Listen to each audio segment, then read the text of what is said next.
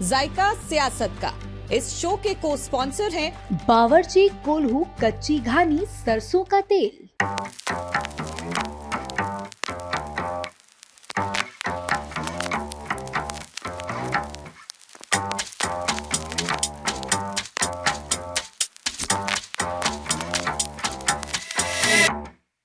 उत्तर प्रदेश आए और इत्र नगरी का जिक्र नहीं किया, ऐसा तो हो ही नहीं सकता। देखिए, भारत के कई ऐसे शहर हैं जिसमें अपने तरह की एक कहानी छुपी हुई है और वो कहानी किसी उपन्यास से कम नहीं है।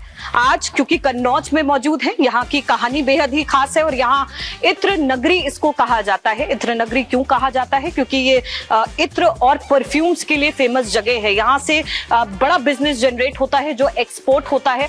और चूंकि हम आज कन्नौज में मौजूद हैं तो आपको लेकर के आए हैं एक ऐसे ही कारखाने में जहाँ पे प्रयोग किया जाता है, जहाँ पे एक्सपेरिमेंट किया जाता है और इत्र को तैयार किया जाता है। इत्र को तैयार करने का प्रोसेस क्या है ये आपको पीछे दिखा रहे हैं। लोग लगे हुए हैं, तैयार कर रहे हैं। और इत्र बनता किससे है ये आपको दिखाते हैं। ये अगर आप देखें तो हमारे हाथ में खस मौजूद है। खस ये वो इंग्रेडिएंट है या वो रॉ मटेरियल है जिससे कि परफ्यूम्स को तैयार किया जाता है। तो आज हम आपको कन्नौज लेकर के आए हैं, तमाम ऐसी जानकारियां आपको देंगे जो आपके लिए जानना बेहद ही जरूरी हो जाता है। तो कन्नौज आए तो इत्र को जरूर खरीदें।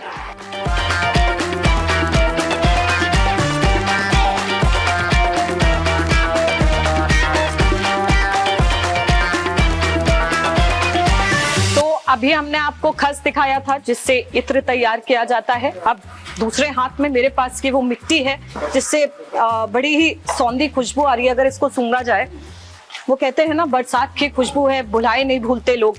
तो बस ये वही सुगंध है जो मुझे इस मिट्टी के ढेर से आ रही है। हमारे साथ मौजूद हैं सर सबसे पहले आपसे बात करेंगे कि यहाँ पे आप बताइए कि आप यहाँ पे क्योंकि हैं, यहाँ पे मौजूद हैं, यहाँ पे काम करवाते हैं। बताइए थोड़ा सा कि यहाँ पे इत्र की तैयारी कैसे की जाती है और थोड़ा सा इनके बारे में बताइए। ये जो रॉ मटेरियल मैंने पकड़ रखा है, ये जो खस है ना, इसको डेग में भरते हैं। डेग क्या है? आप थोड़ा सा हमें बताइए डेग क्या है। ये डेग जो है तांबे की डेग है, इसको डेग कहा जाता है। इसको डेग कहा जाता है। ये भपका कहा जाता है। ये पाइप लगा हुआ है, इसमें खस भर के, ठीक है, इसमें पानी भी डालते हैं, ठीक है, पानी डालते हैं, इसमें आग जला के जो है इसकी भाप जो है, ये पाइप जो देख रहे हैं आप, पाइप के द्वारा उसमें जाती है भक्के में। अच्छा, मैं चाहूंगी कि एक बार यहाँ से आकर के दिखा दिया जाए कि इसके अंदर खस भरी जाती है और पानी डाला जाता है। पानी डाला जाता है और उसके बाद जो भाप होती है निकल करके यहाँ जाती है, इसमें आती भक्के में। ये जो गर्म हो जाता है तो इसका पानी ठंडा करते हैं, ठंडा करके जो है तो इसको निकालते हैं, फिर दूसरा लगाते हैं। ऐसे हम लोग जो करीब करीब इसको 5 लगाते हैं। अच्छा, ठीक है। तो कितना एक बार में ये इकट्ठा होता है? एक बार में ऐसा समझो कि आप इसमें निकलता है करीब 100 ग्राम लगभग। अच्छा, और इस मिट्टी से कैसे तैयार किया जाता है? ये जो है मिट्टी को जैसे इसमें डेग में भर दी मिट्टी, डेग भर के मिट्टी, इसमें डाला पानी और जो हम ऑयल डालते हैं जैसे बेस है, बेस ऑयल है या संदल है, इसको भपके डालते हैं 1 किलो या 2 किलो अपने क्वांटिटी के हिसाब से, ठीक है। तो उसमें उसकी भी जो है मतलब भाप जो बनती है ना, स्टीम बनती है, स्टीम जो बोलते हैं, स्टीम से निकल जाती है। जो हमने उसमें बेस ऑयल डाला हुआ है तो इसकी खुशबू जो मिट्टी की उसमें समा जाती है। मतलब ये कहाँ पे जा रहा है? आप कहीं पे आप मुझे दिखा सकते हैं क्या? ये इसमें है हमारा इत्र मौजूद या कहाँ पे है? आप थोड़ा सा बता सकते हैं ये बंद करके कहाँ जा रहा है? बंद करके अभी तो इसका वो जो फिल्टर करते हैं, बंद इसको जो है बंद है ना, इसको फिल्टर करेंगे। अच्छा, अभी ये फिल्टर होना बाकी है। फिल्टर होगा, माल साफ होके जो हमारी पार्टी है बाहर की, वो जो माल मंगाती है ऑर्डर पे हमको भेजते हैं। तो यानी कि आगे जो प्रोसेसिंग होगी वो आप ही के पास से होते हुए वहाँ पे जाएगी। हाँ, वहाँ पे जाती है। ठीक है। तो यहाँ पे एक दिन में आप लोग कितना मटेरियल तैयार कर लेते हैं? वो तो व्यापारी के हिसाब से, मतलब हमको जो चाहिए जैसे 10 किलो या 5 किलो व्यापारी का जैसे ऑर्डर आ गया उसी हिसाब तैयार करते हैं। ठीक है। तो यहाँ पे हम आपको दिखा रहे थे कि आखिर इत्र बनने की प्रक्रिया क्या है। सबने सुना है कि कन्नौज को इत्र के लिए जाना जाता है, परफ्यूम्स के लिए जाना जाता है, मगर कारखाने में आकर के शायद आपको बहुत कम लोग दिखाते होंगे कि कितनी मेहनत लगती है। और सुबह से शाम तक ये देखिए, अभी भी आप अगर देखें तो लोग यहाँ पे लगे हुए हैं और मेरे लिए भी यहाँ पे खड़ा होना थोड़ा मुश्किल है क्योंकि आंख में पानी आ रहा है। यहाँ पर जिसका सेवन किया जा रहा है उसकी वजह से आंख में जलन सी हो रही है। ये देखिए कि कितनी मेहनत के साथ ये लोग इत्र के रॉ मटेरियल को तैयार कर रहे हैं। बड़ा ऑर्डर आता है तो ये लोग उसी हिसाब से मेहनत करते हैं और मेहनत करके उसके बाद वो मटेरियल को प्रोसेस कराने के लिए आगे भेज दिया जाता है।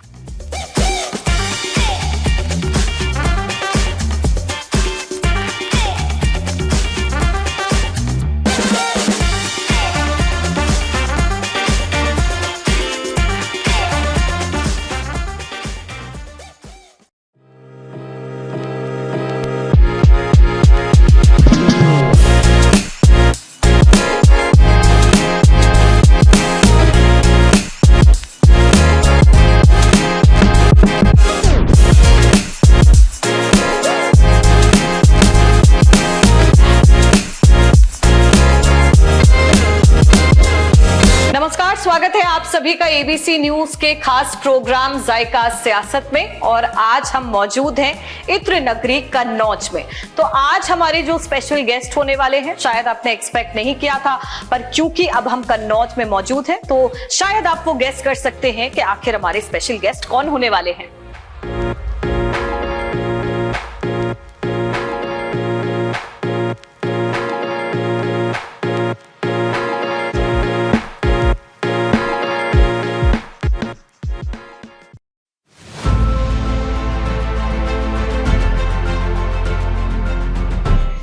की हमारे यहाँ फर्म है, इत्र का काम हो रहा है 1911 से।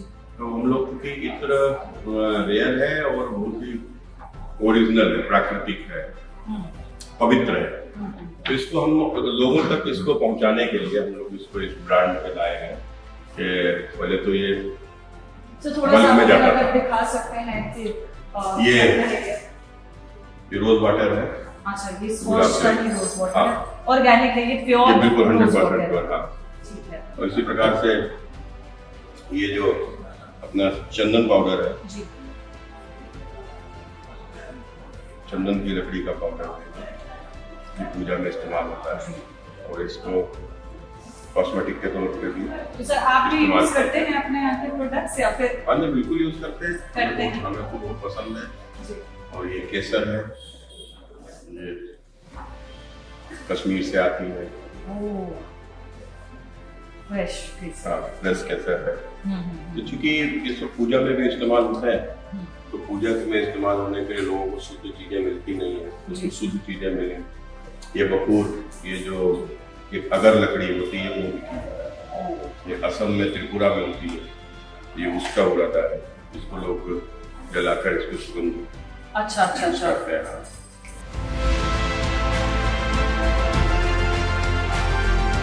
साबुन की एक बार पैकेजिंग देख लीजिए कि कितनी खूबसूरत है और इसके ऊपर भी दो ऐसी चीजें लगाई गई हैं जो बताते हैं कि कितने ऑर्गेनिक प्रोडक्ट्स हैं जो स्कॉच ब्रांड के अंडर में बनते हैं।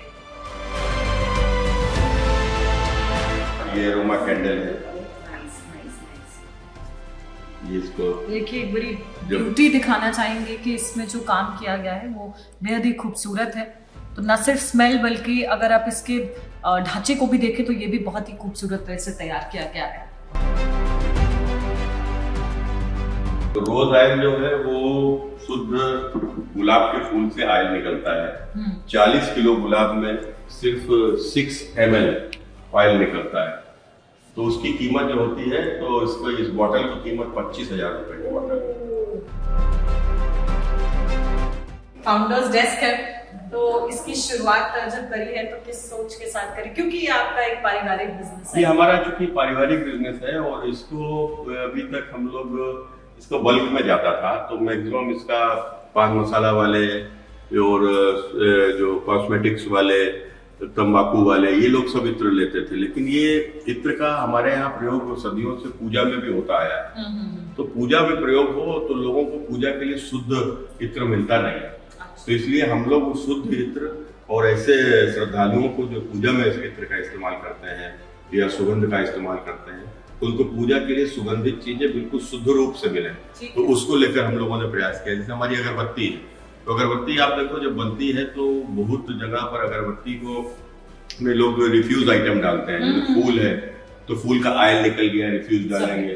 वो चंदन का बुरादा है, आयल निकल गया तो रिफ्यूज, हाँ जो रिफ्यूज होता है वो इस्तेमाल करते थे। लेकिन हम लोगों ने जो अगरबत्ती इस्तेमाल की है, बनाई है, उसमें कोई रिफ्यूज नहीं डाला, उसमें सारे आइटम शुद्ध हमने डाले हैं वो उनसे ही, और प्राकृतिक आइटम डाले हैं, खुशबू भी हमने प्राकृतिक डाली है।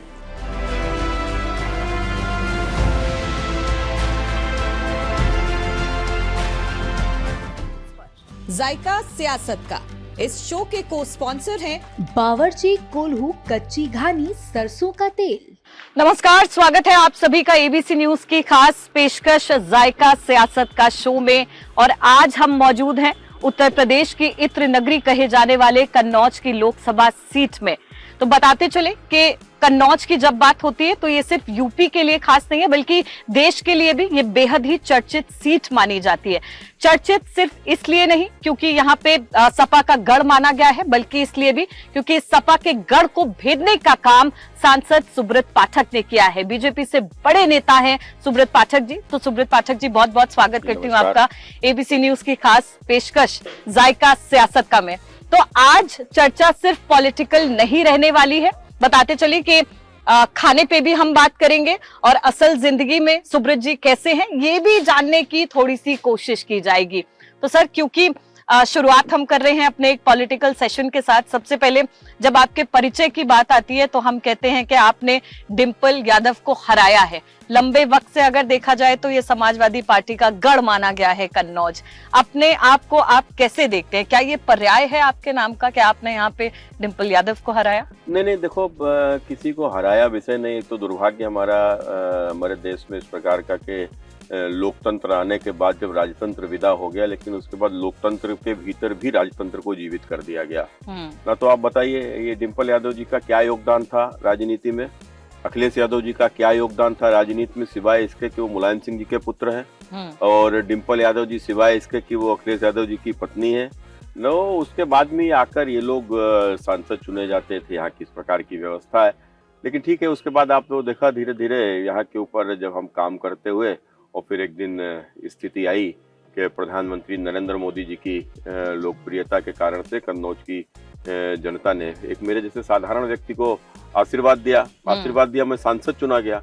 अब जब मैं सांसद चुन गया तो लोग कहते हैं कि डिंपल को हरा दिया। भैया, डिंपल को नहीं हरा दिया, मैंने यहाँ के ऊपर समाजवादी पार्टी को हराया।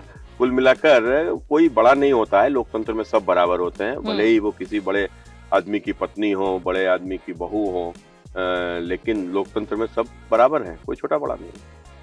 सर, अब क्योंकि हम जब बात कर रहे हैं पॉलिटिकल विषय को लेकर के, 2009 की बात करें तो आपने तब भी प्रयास किया था, अखिलेश यादव जी मौजूद थे उस वक्त में। 2014 की बात करें तो उस वक्त भी आपने प्रयास किया, डिंपल यादव से आप हार गए। 2019 में ऐसी क्या हवा चली कि आपको चुन लिया गया सांसद के रूप में? देखो, 2009 का जो इलेक्शन था तो उस समय के ऊपर परिस्थितियां अलग थी, और उस समय के ऊपर हम लोग अपने विचार, अपने मुद्दे लेकर हम लोग जनता के बीच में गए। शायद जनता को नहीं समझ में आया हुआ है, जो भी हो। मेरा भी पहला इलेक्शन था, मेरा बहुत रीच भी नहीं थी। फिर उसके बाद 2014 तक हम लोग वही जनता के बीच में काम करते हुए अपने मुद्दों को लेकर, सरकार की विफलताओं को लेकर, समाजवादी पार्टी सरकार की विफलता, केंद्र सरकार की विफलताओं को लेकर हम लोग जनता के बीच में गए। जनता ने हमारी बात को सुना, और उस समय के ऊपर 2014 का जो इलेक्शन कन्नौज में हुआ था, चूंकि श्रीमती डिंपल यादव जी लड़ रही थी, अखिलेश यादव जी चूंकि मुख्यमंत्री हो गए थे, तो मुख्यमंत्री रहने के नाते वो चुनाव में, मैं नहीं कहता, यहाँ तो जनता बोलती थी कि वो पूरी प्रक्रिया ही, मैंने वोट बनाने से लेकर और वोट गिनाने तक पूरी प्रक्रिया में ही दोष था, और उन्होंने सरकार का दुरुपयोग करके वो चुनाव 2014 वाला श्रीमती डिंपल यादव जी जीत गई। खैर, लेकिन 2019 आते आते और उन लोगों ने फिर उसके बाद में एक सीमा तोड़ के अनाचार भी किया, अत्याचार भी किया। मैं डिंपल यादव के खिलाफ चुनाव लड़ गया तो इस बात के मुझे दंड भी दिया गया, मेरे ऊपर फर्जी मुकदमे लगे, और एक लंबे समय तक जेल भी रहा, परिवार का भी उत्पीड़न किया गया, मेरे साथियों का उत्पीड़न किया गया। लेकिन उन सारे उत्पीड़नों से हम लोग लड़ते रहे, कभी घबराए नहीं, डरे नहीं, दबे नहीं, और उसका परिणाम आया कि 2019 का जब इलेक्शन आया तो 19 के इलेक्शन में कन्नौज की जनता ने आशीर्वाद दिया और समाजवादी पार्टी, बहुजन समाजवादी पार्टी के गठबंधन को भी हरा दिया। मगर जब हम पढ़ रहे थे तो हमने ये भी देखा कि अखिलेश यादव लगातार इस बात के लिए कहते आए कि 2019 में आपने कुछ घपला किया है, कुछ ऐसे गठजोड़ बनाए कि हारना ही था उनको, तो इस वजह से डिम्पल यादव हार गई। तो क्या ये सच है? बहुत बड़ा इंटरेस्टिंग माना गया 2019 का चुनाव। अखिलेश यादव जी हो या कांग्रेस हो, आपने देखा होगा जब ये जीत जाते हैं तो कोई प्रॉब्लम नहीं, हार जाते हैं तो ईवीएम खराब। कुल मिलाकर हार का दोष मढ़ना है।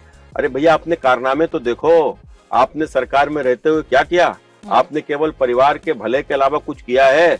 आपने दंगे कराए, आपने दंगाइयों को संरक्षण दिया, दंगाइयों को महिमा मंडित किया, आतंकवादियों को छोड़ने की वकालत किया, और आपके समाजवादी पार्टी के लोगों के द्वारा माफियावाद को किस प्रकार के उकेरा गया, माफियाओं को संरक्षण दिया गया, अतीक अहमद बने, मुख्तार अंसारी बने। तो कुल मिलाकर ये अपराधी माफियाओं का जो गठजोड़ समाजवादी पार्टी, फिर आखिरी आते आते आपने देखा अपराधी माफिया के साथ ठेकेदारों का गठजोड़। तो वो जो इन सब चीजों को देखते हुए, इनके कारनामे को देखते हुए देश की जनता ने, उत्तर प्रदेश की जनता ने यह सोचकर कि ये तो केवल अपने लिए राजनीति करने आए हैं, ये हमारे लिए तो करने आए नहीं है, तो इनको राजनीति से आउट कर दिया। वो तो कहते हैं कि अभी भी कन्नौज में कई ऐसे विकास कार्य हैं जिनको रोक दिया गया। शुरुआत उस वक्त की गई थी, मगर आपके आने के बाद कई ऐसे प्रोजेक्ट्स थे जिनको रोका गया। विकास की राह पर था कन्नौज, अब उसको पीछे खींचा जा रहा है। इसमें कितनी सच्चाई है? देखो, 2014 से पहले कन्नौज में क्या विकास कराया था, थोड़ा ये हमको बता दें तो अच्छा रहेगा।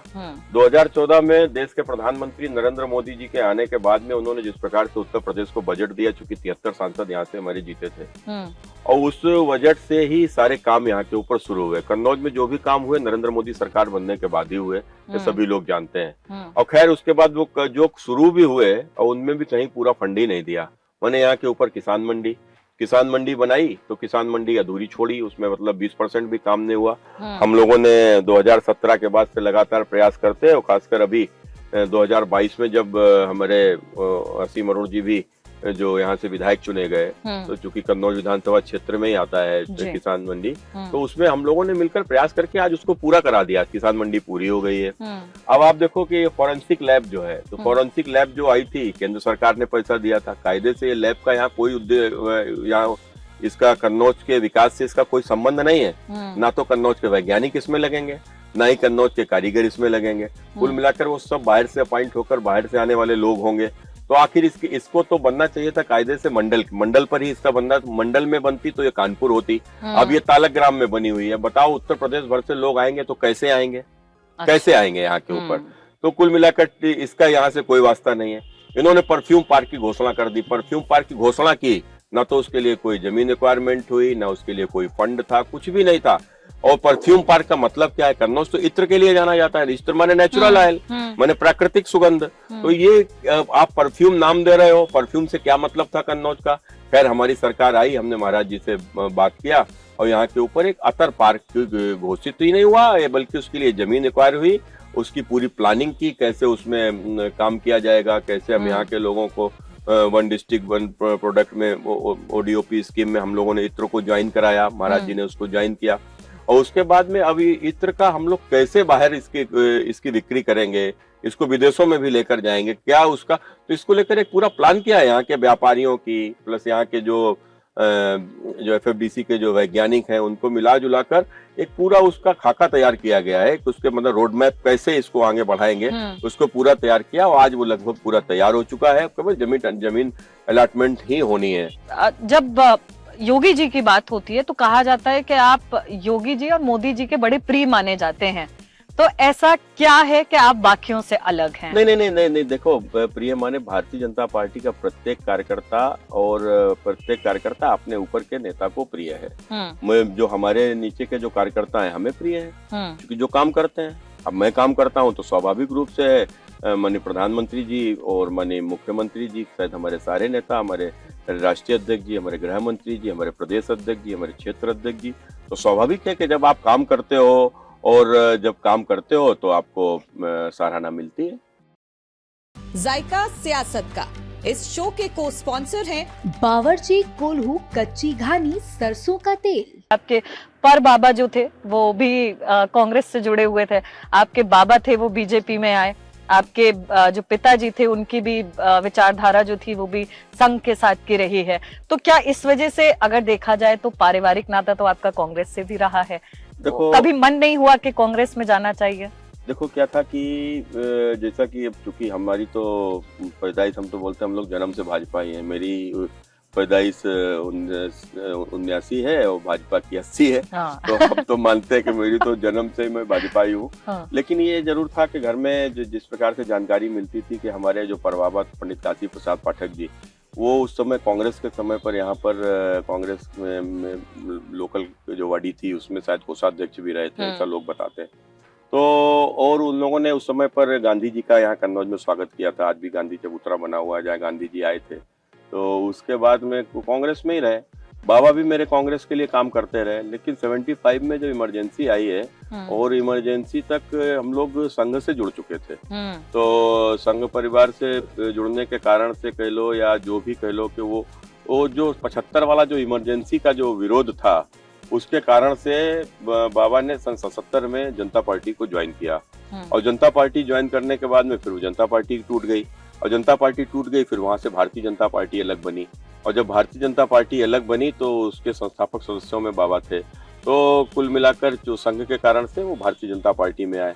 और फिर वहां से जब भारतीय जनता पार्टी में काम करते हुए जब हम लोग शुरू हुए तो जैसा बताते थे कि मैं तो उस समय पर बहुत छोटा ही था, तो कुल मिलाकर भाजपा का बहुत जनाधार नहीं होता था। और उस समय पर अगर हम लोगों की जमानत बच जाती थी या कहीं एक आध पार्षद वार्षद भी जीत जाता था तो ही बड़ी दिवाली मनती थी। लेकिन आते आते 84 का इलेक्शन था और 84 के इलेक्शन में कांग्रेस की जबरदस्त लहर चल रही थी। तो यहाँ के ऊपर शीला दीक्षित जी चुनाव लड़ने आई थी। तो उस समय पर जैसा लोग बोलते हैं कि शीला जी के चुनाव लड़ने के आने के बाद में यहाँ पर कई ऐसे लोग जो जनता पार्टी में थे या अन्य राजनीतिक दलों में थे, कोई मुलायम सिंह जी के साथ थे या अन्य, तो वो लोग एक विशेष दबाव, चूंकि एक हमारे व्यापारी हुआ करते थे उस समय कन्नौज का जो इत्र मैक्सिमम उनको ही जाया करता था। अच्छा। तो उनके उसमें प्रेशर में काफी लोग बदल गए, उन्होंने वापस कांग्रेस में चले गए।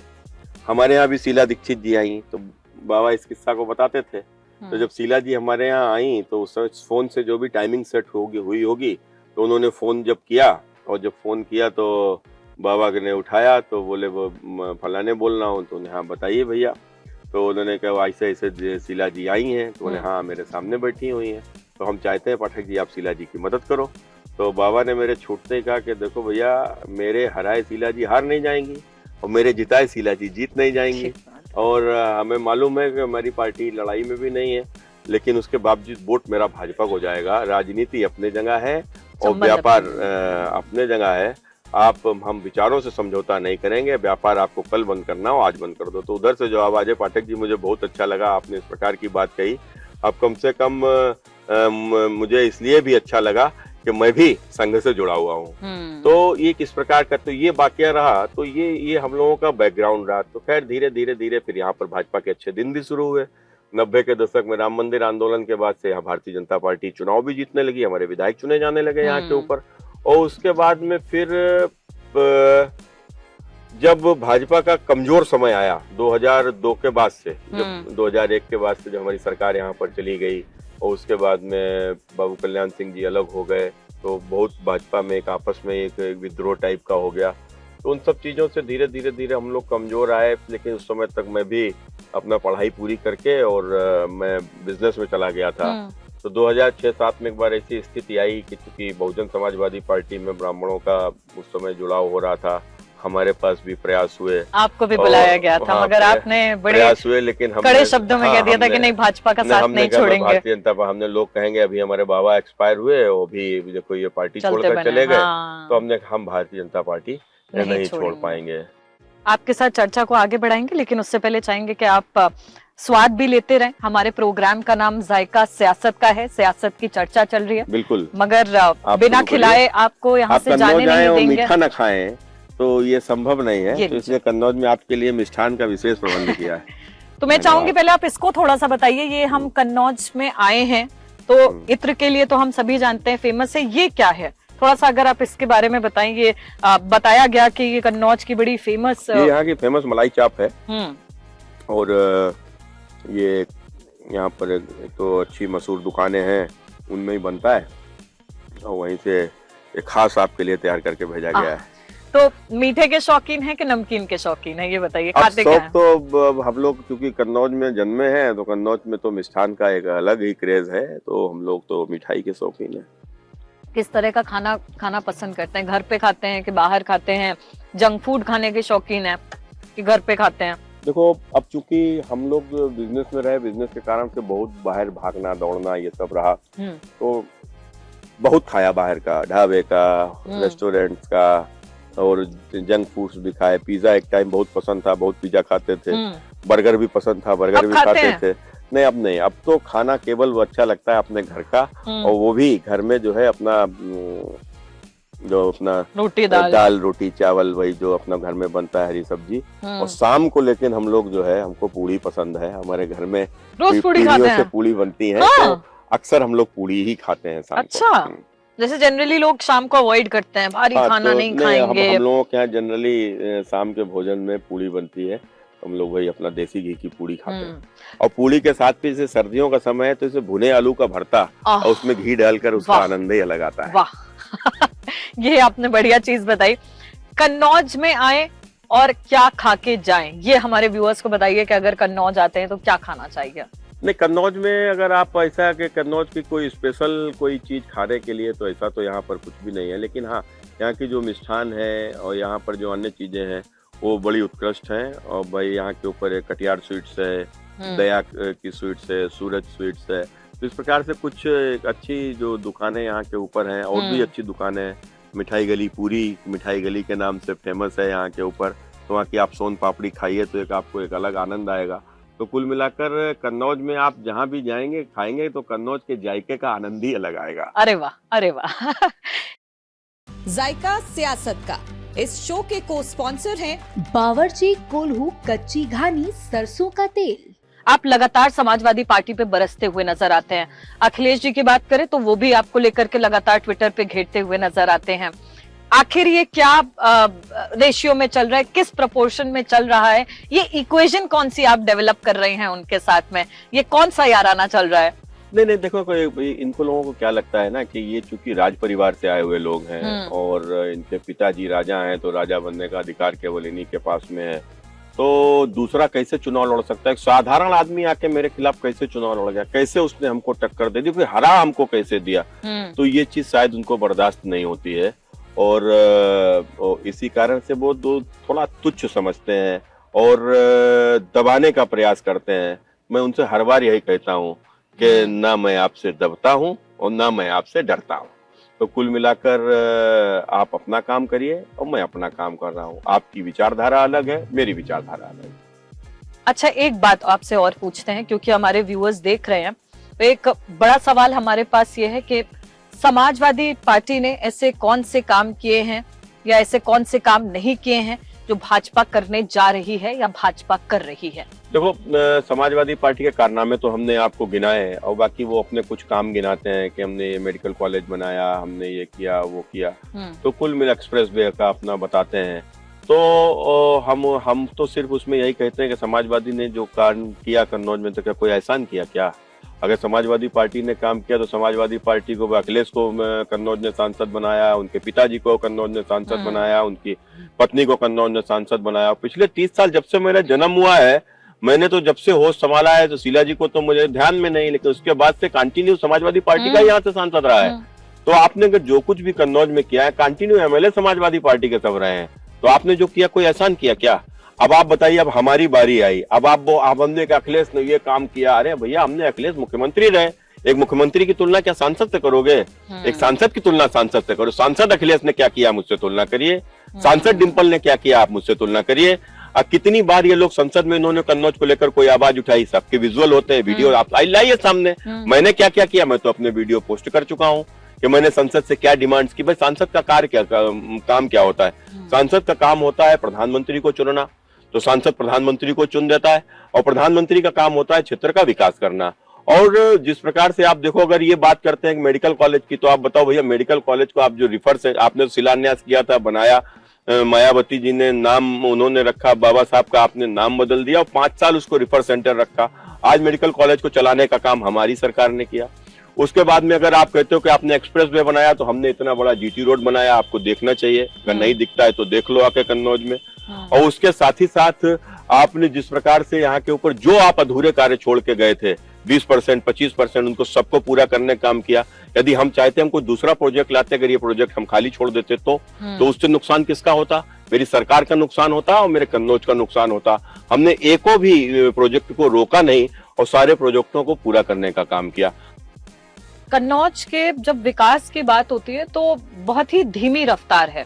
मैं आपको बताऊं, अगर बाकी की जिलों की तुलना कर ली जाए तो कन्नौज में रफ्तार थोड़ी धीमी है। इसके पीछे की वजह क्या है? नहीं, देखो, आपको कन्नौज की रफ्तार धीमी दिख रही होगी, हमें कन्नौज की रफ्तार धीमी नहीं दिखती। आप एक और, जब हम विकास की बात करते हैं तो विकास केवल चंद कंक्रीट की इमारत खड़ी कर देना विकास नहीं है जी। केवल रोड बना देना ही विकास नहीं है। अरे विकास तो वो है कि जो व्यक्ति सदियों पीढ़ियों से कच्चे मकान में रह रहा होता है, टेंट में, छप्पर में, झोपड़ी में रहता है, और उसके बाद बरसात से जूझता है, सर्दी से जूझता है, गर्मी से जूझता है, और उसके घर पर जब पक्की छत आ जाती है तो उसका विकास हो जाता है। विकास तो उस महिला से पूछो जो शौचालय जाने के लिए शाम होने का इंतजार करती है कि अंधेरा हो तब वो शौच जाएगी, और जब उसके दरवाजे पर ही शौचालय बन जाता है उसका विकास होता है। विकास की जब बात होती है तो विकास क्या है? माने जब कोई भी महिला जाती है, दिन भर लकड़ी बीन कर लाती है, गोबर इकट्ठा करके लाती है, कंडा पाथती है, तब जाकर शाम को अपने घर में भोजन बनाती है। लेकिन जब उसके घर में गैस चूल्हा सिलेंडर पहुंच जाता है तो उसका विकास हो जाता है। अब जब कोई गरीब जब इलाज के अभाव में, मालूम है ये 20,000 रुपए भी इकट्ठा नहीं कर सकता, और इसको छोटी सी बीमारी है, अगर ऑपरेशन नहीं हुआ ये मर जाएगा, इसकी मृत्यु हो जाएगी, और हो ही जाती थी, लेकिन जब उसको इलाज 5 लाख रुपया तक का मिल जाता है तो उसका विकास हो जाता है। ये विकास कराने का काम हमने किया है। हमारी लोकसभा में 50,000 से भी अधिक गरीबों के पक्के मकान बनाने का काम हुआ, लाखों लोगों के घर दरवाजे पर शौचालय बनाने का काम हुआ, लाखों लोगों को उज्ज्वला योजना का कनेक्शन देने का काम हुआ। यहाँ के ऊपर अब आधी आबादी को कम से कम आयुष्मान योजना से जोड़कर 5 लाख रुपया उनको इलाज कराने की व्यवस्था हम लोगों ने की है। विकास की बात करते हो तो विकास तो जमीन के ऊपर तो हमने किया है, बाकी बातें कोई करता रहे। ठीक है। एनडीए और पीडीए, एनडीए को टक्कर देने के लिए अब अखिलेश यादव पीडीए लेके आए हैं, पिछड़ा, दलित, अल्पसंख्यक। इस पे आपको क्या लगता है, क्या ये भारी पड़ने वाला है, वोट काटने वाला है ये? देखो, अखिलेश यादव की पीडीए की 2 परिभाषाएं हैं, एक उनकी जवान पर, एक उनकी जेहन में। क्या है तो जवान में जो पीडीए का अर्थ वो बताते हैं पिछड़ा, दलित, अल्पसंख्यक, और जेहन में है वो है पीडीए माने परिवार डिफेंस अलायंस माने परिवार बचाओ गठबंधन। तो कुल मिलाकर जो जेहन में होता है वो बाहर आ जाता है। जवान से आप कुछ भी बोलते रहो, लेकिन जेहन में है वो बाहर आ जाएगा, दिख जाएगा लोगों को। तो अब जवान से ये बोलते हैं पीडीए, तो ये पीडीए माने अगर आप पिछड़ा, दलित और अल्पसंख्यक बोलते हो तो आज ये पीडीए कहाँ दिखाई पड़ रहा है? आप भारतीय जनता पार्टी के 7 राज्यसभा की सूची आई, आपको पीडीए दिखाई पड़ रहा है? उसमें पिछड़े भी हैं, उसमें दलित भी हैं, उसमें अल्पसंख्यक माने जैन को भी एक मौका दिया है। अल्पसंख्यक जैन ही तो हैं, जैन, बौद्ध, सिख यही तो अल्पसंख्यक हैं, तो उनको मौका वहां के ऊपर मिला है। तो मैंने पिछड़ा, पीडीए पिछड़ा भी है, दलित भी है, और अल्पसंख्यक में जैन भी है। अब आप बताओ भैया, आपने 3 दिए, आपके नाम पर अल्पसंख्यक, आप पिछड़ा का नाम बताओ, तो भैया आपके तीनों में पिछड़ा कौन है? दलित, चलो मान लिया आपने एक दलित को दिया है, और ए फॉर अल्पसंख्यक में आपका अल्पसंख्यक तो मुस्लिम ही है। आप बताओ भैया किस मुसलमान, क्या उत्तर प्रदेश में कोई एक योग्य मुसलमान नहीं था कि जिसको आप राज्यसभा भेज देते? उत्तर प्रदेश में एक भी पढ़ा लिखा मुसलमान योग्य नहीं था कि आप राज्यसभा भेज देते। हाँ, आतंकवादी अब नहीं था, क्यों रखे ही नहीं कोई। तो कुल मिलाकर इनके पीडीए का जो अर्थ है, तो मेरे हिसाब से पी फॉर पिछड़ा, इनके ऑलरेडी देश के प्रधानमंत्री नरेंद्र मोदी हैं, तो उनको छोड़ गए पहले ही। और उसके बाद में रही फॉर डी, आज देश भर का जो अनुसूचित वर्ग और जनजाति का, आप देखो देश की महिला जो राष्ट्रपति बनी वो उसी समाज से आती हैं, तो कुल मिलाकर वो भी आपके साथ नहीं है। और उसके बाद रहे ए, तो ए में भले मुसलमान भी अब आपके साथ नहीं रह गए, अब ए फॉर आतंकवादी ही आपके साथ रह गए। तो मैंने इतने लुच्चे, लफंगे, गुंडे, माफिया, अपराधी प्रवृत्ति के जो लोग हैं वही समाजवादी पार्टी में रह जाएंगे, बाकी सब छोड़ के चले जाएंगे। और वो भी केवल इसलिए रह जाएंगे कि उनके लिए हम लोगों ने दरवाजा ही बंद कर दिया है। तो अगर हम दरवाजा खोल दें तो लुच्चे लफंगे भी भाजपा में घुस आएंगे, तो हमने उनके लिए दरवाजा ही बंद कर रखा है। तो सुब्रत पाठक जी, आप बड़े मुखर होकर के अपनी बात को रखते हैं, ये आया कहाँ से है टैलेंट, हमारे व्यूअर्स को बताइए। मन में कुछ भरा है, गुस्सा है, रोष है, क्या है, थोड़ा सा बताइए। इतना अग्रेसिव होकर के आप बोलते हैं, अपनी बात को रखते हैं, बड़ा स्पष्ट तरीके से रखते हैं, इसके पीछे का क्या राज है? ये अग्रेसिव नहीं है, जो सत्य है वो सत्य को बोलता हूँ, और फिर जो भी करता हूँ दिल से करता हूँ। व्यापार डर नहीं लगता है कि आज ऐसे कर रहा हूँ, कल को छवि जो है खराब हो जाएगी, उसके बाद हटा दिया जाएगा? हुई है वही जो राम रचि राखा। आप देखो, आपका जीवन का एक एक सांस गिनी हुई है, किससे डरते हो, क्यों डरते हो? राजनीति में तो डरना जरूरी है ना, आपको नहीं पता कि कौन सी कंट्रोवर्सी में आपको आगे कर दिया जाएगा। हम अंदर से गलत नहीं है, और हम जो बात हम अपने विचारों के आधार पर बात करते हैं, जो विचार हमारे बोलते हैं उन्हीं आधार पर हम बोलते हैं। तो जो बोलते हैं साफ गोई से सत्य बोलते हैं, उसके सिवा कुछ नहीं बोलते। और कुल मिलाकर अब जिसको भी साफ लगता हो नहीं लगता हो ना, हम तो देखते थे राजनीति में कुछ फैशन आ गया है, कुछ लोग राजनीति को फैशन के नाम पर करने लगे। अरे भैया, राजनीति फैशन नहीं, राजनीति तो संघर्ष है। अब जब भारतीय जनता पार्टी, हम देखा बड़े बड़े लोग कुछ ऐसे इस प्रकार के मतलब चाहते हैं कि तुरंत उनको ये मिल जाए, तुरंत उनको वो मिल जाए। भैया नहीं मिलता है, राजनीति को संघर्ष करना पड़ता है, विचारों के लिए लड़ना पड़ता है, विचारों के साथ में खड़ा होना पड़ता है। और वो विचारधारा जब आपके भीतर आती है, तो आपके पास जब विचार आते हैं तो स्वाभाविक है आपके पास शब्द भी आते हैं। चाहते हैं कि आपके परिवार से कोई आगे राजनीति में जाए, या फिर उनको एक अलग प्रोफेशन और प्राइवेट जॉब कराने का सोच के रखा है? मैंने एक दिन, मेरा बेटा थोड़ा अभी 16-17 साल का है, बड़ा वाला, और अभी उसका थोड़ा राजनीति में इंटरेस्ट उसका जाग रहा था। तो मैंने एक दिन उसको समझाया, हमने, भैया ये भारतीय जनता पार्टी है, यहाँ पर अगर हम राजनीति कर रहे हैं तो तुम्हें मौका नहीं मिलेगा। तो अब ये तुम सोचो कि पापा हमारे सांसद रहे, हम विधायक हो जाएं, तुमने, ये नहीं होने वाला, ये भाजपा है। और उसमें तुम भैया, तुम अगर राजनीति करोगे तो भी 30-35 साल तुम्हारी उम्र हो जाएगी, कोई टिकट मिलेगी नहीं, फ्रस्ट्रेशन में आ जाओगे। तो फिर हमने इसलिए, तुम दिमाग अपना राजनीति में ना लगाओ, तुम पढ़ाई करो, अपना बिजनेस करो। और हम बिजनेस करके भी तो देश की सेवा कर सकते हैं। हम किसी भी क्षेत्र में जाएंगे, भाई राजनीति में हम अगर आए हैं तो हमने बताया मेरा राजनीति में आने का उद्देश्य क्या था। तो मेरा राजनीति में आने का उद्देश्य कोई धन पैदा करने के लिए हम लोग राजनीति नहीं आए थे, भगवान ने बहुत दिया, उससे पहले से दिया। हम लोग राजनीति में आए थे केवल कुछ उस समय की जो व्यवस्था थी, उस व्यवस्था के प्रति आक्रोश था, वो आक्रोश राजनीति में लेकर आया। ठीक है, तो यूथ को कैसे जोड़ने का प्रयास करेंगे? अगर भारतीय जनता पार्टी लगातार फोकस कर रही है कि जितने भी नौजवान हैं वो भारतीय जनता पार्टी की तरफ आए और उसकी विचारधारा को समझे और उसके साथ जुड़े, क्या ऐसा करने वाले हैं या क्या ऐसा कर रहे हैं जिससे यूथ को पार्टी के साथ जोड़ा जाएगा? देखो, 2014 से पहले अब लोग इसको भले ही विवादों से जोड़ दें, तो हमें आजादी 1947 में मिल गई थी, लेकिन वास्तविक रूप से जो देश को, जिन मूल्यों के साथ में देश आजाद हुआ था, और जो सपना देश की आजादी के बाद हमारे जो उस समय के महापुरुषों ने देखा था आजादी की लड़ाई लड़ने वाले, उस हिसाब से देश सही रास्ते पर नहीं था।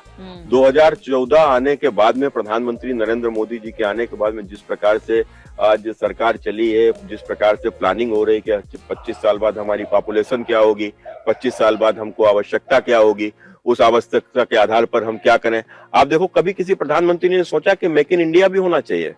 हम तो हमारे देश में एक होड़ जैसी लगी थी, अरे ये तो ब्रिटेन का आइटम है, ये फॉरेन का आइटम है, ये यहाँ का आइटम है। लेकिन कभी लोकल फॉर वोकल हम हुए थे क्या? कभी हम आत्मनिर्भर भारत की बात हम करते थे क्या? लेकिन प्रधानमंत्री नरेंद्र मोदी जी के तीनों आइडियाज ने, आप देखो किस प्रकार का परिवर्तन करने का काम किया। आज टेक्नोलॉजी बाहर से आती है और भारत में उसका उत्पादन होता है। मोदी जी की सरकार आने से पहले यही मोबाइल हैंडसेट जो हम लोगों के पास है, सब बाहर से आते थे, आज हमारे देश में बन रहे हैं। अब जब हमारे देश में बन रहे हैं तो किसका लाभ हो रहा है? बाहर बन रहे थे तो किसका लाभ हो रहा है? स्वाभाविक है, वहाँ के जो लोगों का, वहाँ की मैन पावर को लाभ होता, अब हमारी मैन पावर को लाभ हो रहा है। तो छोटी छोटी चीजें, जैसे अब यहाँ के ऊपर अगरबत्ती है, कन्नौज में ज्यादा काम होता है, तो अगरबत्ती पहले ये बाहर से आती थी, बनी बनाई अगरबत्ती काढ़ी आती थी, यहाँ के ऊपर डिप होती थी, डिप में खुशबू लगती थी, खुशबू लगने के बाद पैकिंग होती थी, पैकिंग होने के बाद में बिक्री हो जाती थी। माने खरीद हमारे देश का उपभोक्ता रहा है, और लेकिन उसको बना कौन रहा है? बाहर के लोग। तो मैन पावर किसकी यूज हो रही है? बाहर की मैन पावर यूज हो रही है। हमारी सरकार आई, हमने उस पर प्रतिबंध लगा दिया। अब अगरबत्ती यहीं के ऊपर बनती है, अब अगरबत्ती यहीं के ऊपर बनती है, तो मैन पावर किसकी लगती है? हमारी मैन पावर लगती है। तो यूज भी हम कर रहे हैं, मैन पावर भी हमारी लग रही है, रोजगार मिल रहा है, स्वाभाविक रूप से रोजगार मिल रहा है। अब प्रधानमंत्री नरेंद्र मोदी जी की योजना लेकर आए, मुद्रा योजना। इससे पहले क्या था? आज अगर आपके पास में घर है, मकान है, आपके पास में जमीन है, जायदाद है, तो आप उसके आधार पर आपको बैंक लोन कर देगा। लेकिन आपके पास हुनर है और आपके पास में जमीन नहीं है तो आप बेकार है। तो माने मसलन कोई मोची है, एक मोची कोई अच्छा जूता बना सकता है लेकिन कारखाना नहीं लगा सकता है तो बेकार है। बढ़ई कोई अच्छे उपकरण बना सकता है, अच्छे काम कर सकता है, लेकिन वो कारखाना नहीं लगा सकता, पैसा नहीं है। वैसे कोई लोहार है, कोई लोहे के अच्छे काम कर सकता है, लेकिन उसके पास में पैसा नहीं है। तो कुल मिलाकर इस प्रकार के जो लोग थे जिनके पास में हुनर है, तो प्रधानमंत्री जी मुद्रा योजना लेकर आए और सीधे उन्होंने जो है उन्होंने कहा मेरी गारंटी के ऊपर और आप ऐसे लोगों को लोन दो, लोन मिले।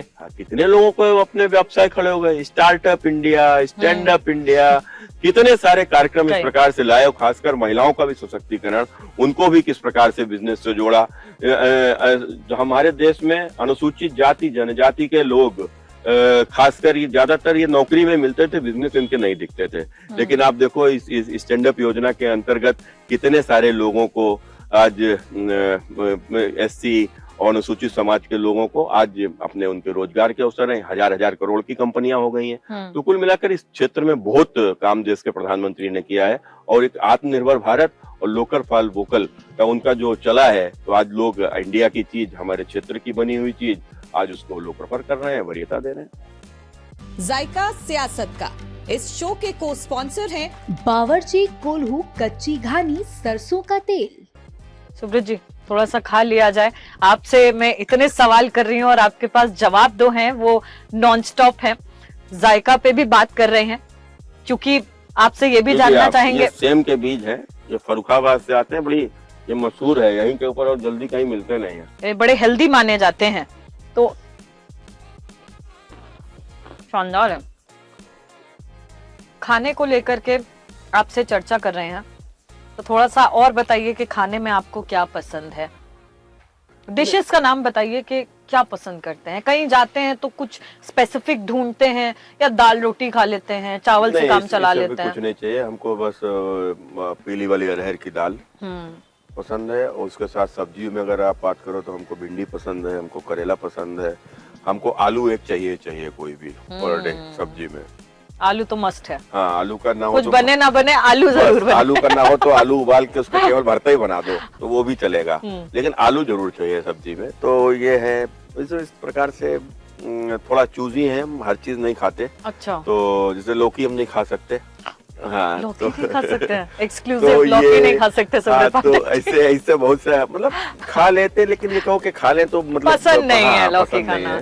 तो इस प्रकार से बहुत सी चीजें हैं। थोड़ा करेला खा लेते हैं? करेला हमको अच्छा लगता है, हम खाते हैं करेला। और तो इस प्रकार से मतलब जनरल बाकी कोई बहुत अब ये शौक नहीं कि नहीं ये पर्टिकुलर यही सब्जी चाहिए, ये वो चाहिए, तो ये सब।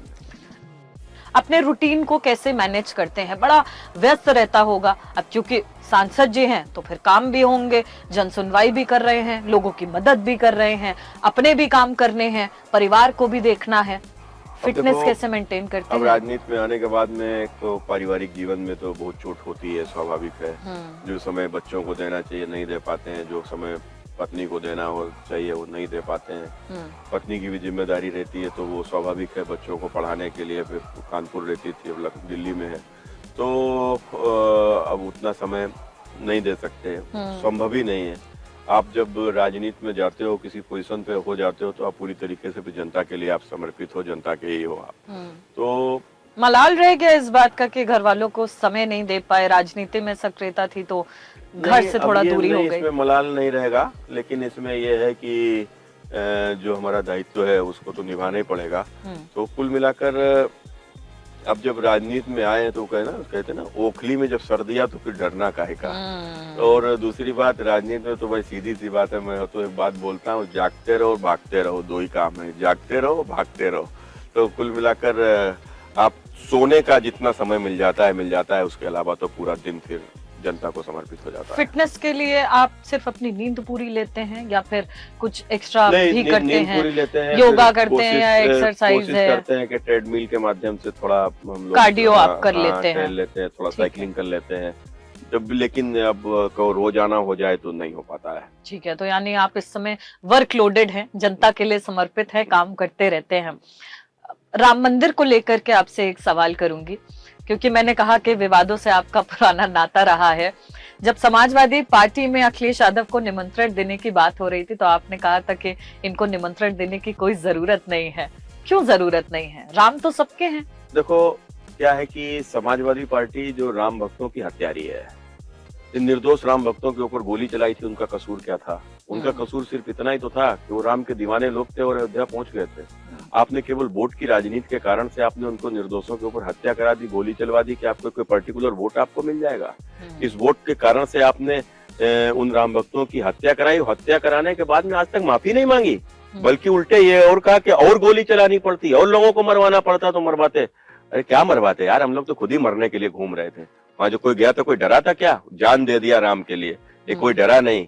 और आप उनको मरवाने की बात कर रहे हो। मैंने आपने कभी आपको पश्चाताप भी नहीं हुआ कि आपने उनकी निर्दोष राम भक्तों की हत्या कराई है? और उसके बाद में आप इस प्रकार की बात करते हो। आपको मंदिर में बुलाने का दर्शन दिया जाए और आमंत्रण दिया जाए, तो हमने कहा इनको अगर आमंत्रण दिया जाएगा तो लाखों राम भक्त 1528 से लेकर आज तक कितने राम भक्त मारे गए हैं, तो लाखों राम भक्तों की आत्मा को चोट पहुंचेगी। और इसलिए इनको वहां बुलाया नहीं जाए। अगर गलती से पहुंच भी जाए ये, तो इनको मंदिर में घुसने ना दिया जाए। और अयोध्या के लोगों से भी मैंने निवेदन किया, इनको अयोध्या की धरती पे ना घुसने दिया जाए। मगर उनका कहना है कि भाजपा ने इसको बड़ा बुनाने का प्रयास किया है, राजनीति में राम मंदिर का इस्तेमाल किया गया। आगे जाकर के जो वोट मिलने वाला है वो राम मंदिर के नाम पे मिलने वाला है। इसको आप कैसे देखते हैं? करोड़ों लोगों की भावनाएं हैं। मौका है अखिलेश जी, हाँ। आइए मथुरा बनाइए, हाँ। मैं आपके साथ चल दूंगा। आप आइए तो मथुरा में मंदिर बनाइए, तो आप बात तो करिए। क्यों पीछे भागते हो भैया? क्यों पीछे? राम हमारी पहचान है, कृष्ण हमारी पहचान है, राम कृष्ण की धरती है। आप अपनी पहचान को भूल जाओगे क्या? कोई अपने बाप को बदल सकता है क्या? कोई व्यक्ति अपने बाप को बदल सकता है क्या? अरे जो मेरे पिता है वही तो रहेंगे, कोई दूसरा थोड़े ना हो जाएगा भैया। तो राम तो यहाँ हिंदुस्तान की धरती पे जन्मे जितने लोग हैं, इनके पूर्वज तो राम ही कृष्ण है। और अगर हमने राम बना दिया, तुम भैया कृष्ण का मंदिर बना दो, तुम्हारे साथ लोग चल देंगे, क्या दिक्कत है? आपको लगता है कि ये जो लहर चली है इसके बाद तमाम पार्टी के जो बाकी के लोग हैं, जो अन्य पार्टी के लोग हैं, वो भी अब मंदिर पहुंच रहे हैं, माथा टेक रहे हैं, दर्शन कर रहे हैं, कह रहे हैं कि हम भी तो हिंदू हैं, जरूरी तो नहीं है कि राम मंदिर बनेगा तो हम हिंदू नहीं कहलाएंगे, दर्शन करने नहीं जाएंगे तो हिंदू नहीं है? तो ये अच्छा परिवर्तन देखो ये आया है। और निश्चित रूप से इस देश की जनता जब जाति से ऊपर उठी है और हिंदुत्व के लिए जब संगठित हुई है, तो ये तो आप देखो, ये वोट बैंक की राजनीति करने वाले लोग हैं। यही अखिलेश यादव, आप एक समय पर आप देखो कि जब हम जातियों में बटे हुए थे तो ये कि हाय मुसलमान हमें मिल जाए, तो ये जालीदार टोपी भी लगा लेते थे, मजारों पे जाकर चद्दर भी चढ़ा देते थे, रोजा अफ्तार भी मुख्यमंत्री आवास पे कराते थे। कभी देखा इन्होंने कि इन्होंने कभी कन्या पूजन किया हो मुख्यमंत्री आवास में? कभी हवन किया हो? कभी न देखा होगा न सुना होगा। लेकिन हर बार रोजा अफ्तार में वहीं के ऊपर बैठ के और रोजा अफ्तार कराते थे। तो कुल मिलाकर अब क्या स्थिति हो गई?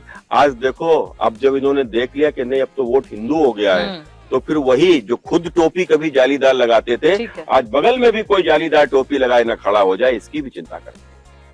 कन्नौज की बात करते हैं। कन्नौज में भी क्योंकि तमाम तरह के धर्म के लोग भी हैं, तमाम तरह की जातियां भी हैं, और क्योंकि MY फैक्टर को लेकर के लगातार अखिलेश यादव सक्रिय रहते हैं, लगातार इस बात पे बोलते रहते हैं, कन्नौज में सांप्रदायिक सद्भावना को आप कैसे बरकरार रखते हैं, ये बताइए।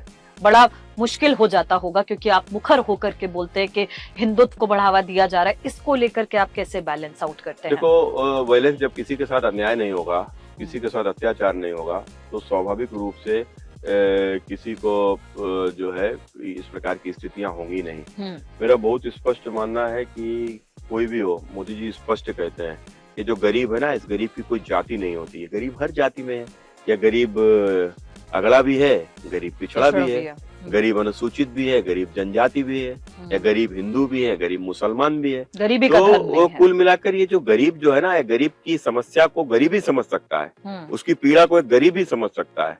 अभी जो गरीबी में जिया नहीं, जिसने गरीबी को नजदीक से देखा नहीं, वो गरीब की पीड़ा को कभी समझ ही नहीं सकता। राहुल गांधी जैसे लोग, अखिलेश यादव जैसे लोग, जिनके पिता मुख्यमंत्री प्रधानमंत्री रहे हो, ये गरीबी समझ ही नहीं सकते। गरीबी होती क्या है, कि उनके तो साथी भी गरीब नहीं रहे होंगे, ये तो पढ़े ही नहीं हिंदुस्तान में, और ये तो ऑस्ट्रेलिया में पढ़े हैं, जहाँ दुनिया भर के बड़े आदमियों के बच्चे पढ़ने आए हैं, तो तुमने गरीबी देखी कहाँ है? अरे तुम पढ़े होते यहाँ किसी कॉलेज में, इंटर कॉलेज में, तब तुम्हारी समझ में आता कि हमारे साथ में पढ़ने आने वाला जो बच्चा है, उसने जो अपनी फीस जमा की है, उसकी फीस उसकी माँ अपनी चैन गिरवी रख के लाई है, तब उसकी फीस जमा हुई है। उसको कोचिंग में एडमिशन लेने वो तब पहुंचा है जब उसका बाप कम से कम अपनी जमीन 1 बीघा गिरवी रख के लाया है, तब उसका कोचिंग में एडमिशन हो पाया है। तो कुल मिलाकर इस दर्द को आप समझ ही नहीं सकते कभी, और यही कारण है कि उस दर्द के निवारण का कोई उपाय आज तक खोज ही नहीं पाए।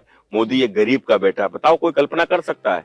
कोई कल्पना कर सकता है कि एक चाय बेचने वाले का बेटा देश का प्रधानमंत्री हो जाएगा? हमारे आप पास पड़ोस में रहने वाला कोई चाय बेचने वाले का बेटे की कल्पना करोगी आप? बताओ कोई कल्पना करेगा कि हमारे आपके घरों में जो बर्तन धोने जो महिला आती है उसका बेटा देश का प्रधानमंत्री बन जाएगा? कोई कल्पना कर सकता है क्या? एक चाय बेचने वाले का, एक बर्तन धोने वाली का बेटा नरेंद्र मोदी जब देश का प्रधानमंत्री बना तो गरीबों की पीड़ा को समझ कर आया है, उनके बीच से निकल कर आया है और उसको समाधान करने में पूरी ताकत के साथ में जुटा हुआ है। 2009 में मोदी जी ने आपके लिए भी एक रैली करी थी जो मुझे याद आती है, तो क्या आप वाकई बेहद खास अपने आप को मानते हैं? नहीं, देखो, अरे मोदी जी के लिए एक कार्यकर्ता खास है, और फिर वो व्यक्ति तो आपने देखा होगा, 2009 की बात बता रही हूँ। हाँ, तो उस वक्त आप 2009 में वो देश के वो गुजरात के मुख्यमंत्री थे, और ये बात भी सत्य है कि 2002 के बाद से मोदी जी हम लोगों के आइकॉन भी थे। हम लोग मोदी जी के मतलब अपना पहचान कर ली थी कि ये बनेंगे। नहीं, अब ये नहीं, उनकी कार्यशैली पसंद थी, और जिस प्रकार के वो स्पष्टवादी और जो बहुत एक कठोर प्रशासक भी नरेंद्र मोदी जी हैं, तो उनका जो शासन की जो चीजें को हम लोगों ने देखा और जो समझा, और जिस प्रकार से कठोर निर्णय उन्होंने लिए, तो उन सब से लेकर हम लोग उनके बहुत बड़े फैन थे, नो डाउट। और 2007 में मेरा तो 2009 में जब मैं इलेक्शन लड़ा तो मैंने इसी बात को कि मुझे मोदी जी की सभा चाहिए कन्नौज में, और मोदी जी खैर उनका बड़प्पन था कि वो कन्नौज आए भी, कन्नौज में बहुत शानदार रैली भी हुई। अभी हम चुनाव जीतने के बाद जब हम लोग पहुंचे तो हमने मोदी जी से कहा भी, हमने कहा आप 2009 में कन्नौज आए थे, तो कन्नौज में आप उस समय पर जहाँ भाजपा की जमानतें जब्त होती थी, हमको 1.5 लाख वोट मिल गया। हमने आप 2014 में आप नहीं आ पाए, उनका कार्यक्रम लग के कट गया था, तो हमने 2014 में आप नहीं आ पाए, आप नहीं आ पाए, तो देखो साहब हम भी नहीं आ पाए। इस बार आप कन्नौज आए तो हम भी डिम्पल को हरा के देखो आपके साथ आए। तो कुल मिलाकर तो मोदी जी को हम लोग बहुत प्रेम करते हैं, बहुत सौभाग्यशाली लोग हैं। हमारे समय पर मोदी जी देश के प्रधानमंत्री थे, और मैं उनके आशीर्वाद से मुझे भी संसद में बैठने का सौभाग्य प्राप्त हुआ था। ग्लोबल इकोनॉमिक फोरम की जब बात करते हैं तो मोदी ही है हर जगह, सिर्फ मोदी लहर है। जब ओवरऑल आप वर्ल्ड यानी कि ग्लोबल एस्पेक्ट पे बात करते हैं, ऐसा क्या मोदी मैजिक है जो भाजपा को इतना आगे लेकर के जा रहा है? 2010 में हम लोग गए थे, राष्ट्रीय अधिवेशन हुआ था इंदौर में। तो इंदौर राष्ट्रीय अधिवेशन में सुबह हम लोग जलपान जब कर रहे थे, तो जलपान के समय पर वहाँ के ऊपर गुजरात के लोग भी आ गए, साथ में खड़े थे, हर प्रदेश के लोग थे, गुजरात के लोग भी साथ में खड़े थे। तो ऐसे चर्चा होने लगी, हमने उनसे पूछा, हमने कहा भैया ये बताओ तुम कि यार मोदी जी की इतनी लोकप्रियता कैसे है? तो बोले, उनका शब्द मुझे आज भी याद है, तो वो लोग बोले कि देखो बेहद सज्जन और बेहद ईमानदार। तो ईमानदारी का तो आलम यह है कि परिवार के भी कोई व्यक्ति को भला नहीं हो सकता, मतलब उसके साथ भी चीटिंग नहीं कर सकते कि चीटिंग करके अपने परिवार को कोई भला दे दे। और रही बात उनकी सज्जनता इस प्रकार की है कि रात को 2 भी बज जाएगा, अगर लोगों को मिलने के लिए बोला है तो जब तक आखिरी व्यक्ति से मिल नहीं लेंगे तब तक हटेंगे नहीं। तो ये सज्जनता और उनकी यह ईमानदारी ही आज उनको पूरी दुनिया में आज वर्ल्ड लीडर के रूप में स्थापित कर दिया है। अब क्योंकि बात हो रही है आने वाले लोकसभा चुनाव को लेकर के, तो माना जा रहा है कि अखिलेश यादव यहाँ से कन्नौज से उतर सकते हैं, तो क्या लगता है टक्कर भारी रहने वाली है? ये तो मेरा सौभाग्य है, मैं 2009 में अखिलेश के खिलाफ चुनाव लड़ा था और 2024 में अखिलेश मेरे खिलाफ चुनाव लड़ने आ रहे हैं। यानी आपकी पूरी तैयारी है कि पहले डिम्पल यादव को हराया, अब आप अखिलेश यादव को हराने वाले हैं? देखो, जब डिम्पल लड़े अखिलेश लड़े तो बात तो एक ही है। डिम्पल का क्या, हमने क्या योगदान है डिम्पल का, या अखिलेश का क्या योगदान है? तो मुलायम सिंह जी के बेटे हैं, इसीलिए तो कुल मिलाकर मुझे ध्यान में आता है कि अखिलेश जी जब कन्नौज में पिछली बार डिम्पल यादव को चुनाव लड़ाने जब आए थे, तो इन्होंने अपने यहाँ के ऊपर नॉमिनेशन में जो सभा की थी, सभा में कहा था कि मैं जितना प्रेम डिम्पल को करता हूँ उतना ही प्रेम मैं कन्नौज को भी करता हूँ। मैंने ये पढ़ा था दूसरे दिन अखबार में, उसके बाद अगले दिन मेरा नॉमिनेशन था तो मुझे भी मौका मिला। हमने कहा अखिलेश जी आए थे, कह रहे थे कि जितना प्रेम डिम्पल को करता हूँ उतना प्रेम कन्नौज को भी करता हूँ। तो हमने बस अखिलेश जी यही आपको हमसे जुदा कर देता है, क्योंकि मैं जितना प्रेम अपने जन्म देने वाली माँ को करता हूँ उससे कहीं अधिक प्रेम अपने इस कन्नौज की धरती माँ को करता हूँ। ये मेरी मातृभूमि है, ये हमारे बुजुर्गों की भूमि है, हमारे पूर्वजों की भूमि है। इसके लिए कुछ भी करेंगे, जिएंगे, मरेंगे, कुछ भी करेंगे, जो कुछ कर सकते हैं इसके लिए करेंगे। हम लोग इसी को लेकर समर्पित हैं। तो कुल मिलाकर हम लोग कन्नौज की मिट्टी में जन्मे हुए लोग हैं। ये लोग सफाई से आने वाले लोग हैं और ये इनका राजनीति केवल पैशन है, राजनीति इनका प्रोफेशन है, इनका राजनीति इनकी विचारधारा नहीं है। आपने देखा होगा कि जब भगवान राम जब लंका से वापस आ रहे थे तो उनको कितना प्रयास किया गया, आप यहीं रुक जाइए, सोने की लंका है, आप इसके ऊपर आप इसके शासन करिए, राज्य करिए। तो उन्होंने भगवान राम ने क्या कहा था, जननी जन्म भूमि से चाहे स्वर्गादपि गरीयसी। तो कुल मिलाकर हमारी जो जन्म भूमि है वो स्वर्ग से भी बढ़कर है। तो कुल मिलाकर वही बात, हम लोग पार्टी के एक बहुत साधारण कार्यकर्ता है। पार्टी जो कार्य के लिए आदेशित करेगी वो कार्य हम लोग करेंगे और उसमें कोई दो राय नहीं है। लेकिन मातृभूमि से तो जुड़ाव कभी समाप्ति नहीं हो सकता। जाने से पहले मैं चाहूंगी कि हमारे व्यूअर्स के लिए अगर आप एक मैसेज दे सकते हैं और आप उन्हें प्रेरित कर सकते हैं कि वो हमारे चैनल को सब्सक्राइब जरूर करें। एबीसी न्यूज हमारा चैनल है, जायका सियासत का हमारा शो है। तो मैं चाहूंगी कि एक बार आप हमारे व्यूअर्स को जरूर कह दें कि एबीसी न्यूज को और जायका सियासत के प्रोग्राम को जरूर देखें और फीडबैक दें। नहीं, बहुत सुंदर। ये जायका सियासत का एक अच्छा आपके साथ मुझे बात करके बहुत अच्छा लगा। आपने दिल से चर्चा किया, अपने अंदर की बात भी निकाली। तो कुल मिलाकर एक अच्छा कार्यक्रम आपके द्वारा हुआ है। एबीसी न्यूज को जरूर सब्सक्राइब करें। बहुत बहुत धन्यवाद। तो आज जायका सियासत का शो में हमारे साथ बेहद ही खास हस्ती मौजूद थे। हर बार हम आपको रूबरू कराते हैं एक ऐसी हस्ती के साथ जो कि पॉलिटिकल रूप से बेहद ही चर्चित है। कन्नौज हमारी टीम पहुंची थी और सांसद सुब्रत पाठक हमारे साथ थे। उन्होंने बताया कि आखिर पार्टी की विचारधारा क्या है और किस तरह से कन्नौज के लिए वो लगातार अग्रसर रहने वाले हैं। कन्नौज के विकास को लेकर के जो धारा चली है उसको वो आगे बढ़ाने वाले हैं। तो सांसद जी, सबसे पहले तो बहुत बहुत शुक्रिया कहना चाहूंगी अपना कीमती वक्त निकालने के लिए। जैसा कि उन्होंने बताया कि वो कितना व्यस्त रहते हैं, लेकिन उसके बावजूद उन्होंने हमें इंटरव्यू देने के लिए समय निकाला। इसके लिए बहुत बहुत शुक्रिया। तो जायका सियासत का शो में एक बार फिर होगी मुलाकात एक नई राजनीतिक हस्ती के साथ, लेकिन उसी के साथ आप हमारे चैनल को सब्सक्राइब करना ना भूलें और देखते रहिए एबीसी न्यूज।